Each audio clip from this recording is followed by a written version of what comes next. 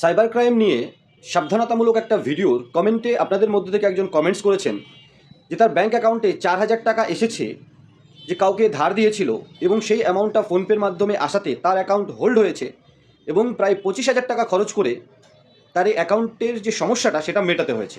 আমাদের cyber crime ভিডিওতে আপনাদের মধ্যে অনেকেই এরকম কমেন্ট করেন এবং আপনাদেরকে সাবধান করার জন্য আমরা বলে থাকি সেভিংস অ্যাকাউন্ট দিয়ে ব্যবসা করবেন না। সেভিংস অ্যাকাউন্ট দিয়ে মানি ট্রান্সফার বা ইউপিআই ব্যবসা করা ইললিগাল।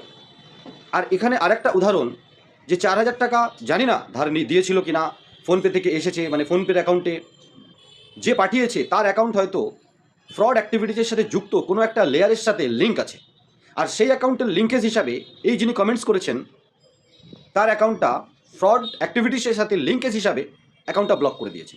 সেভিংস অ্যাকাউন্ট হলে পুরো অ্যাকাউন্ট হোল্ড করে দেয়, ব্লক করে দিতে পারে।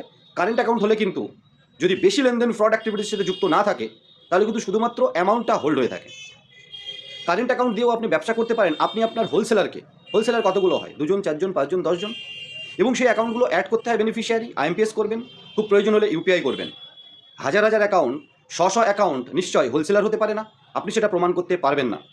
আর আপনার এই 4,000 যিনি কমেন্টস করেছেন, 4,000 যদি সত্যি ধারের টাকা আপনি নিয়ে থাকেন, এরকম একটা দুটো ট্রানজ্যাকশন হয়তো হবে, কিন্তু আপনি যদি একজন দোকানদার বা এরকম মানি লন্ডারিং টাইপের ব্যবসা, কিউআর কোডে পয়সা নিয়ে ক্যাশ দিয়েছেন, ডিএমটি বা ইউপিআই মানি ট্রান্সফার ব্যবসা করেছেন আপনার এই নিজের ব্যাঙ্ক অ্যাকাউন্ট থেকে, তাহলে আপনি প্রুভ করতে পারবেন না এটা আপনার ধারের অ্যাকাউন্ট ছিল।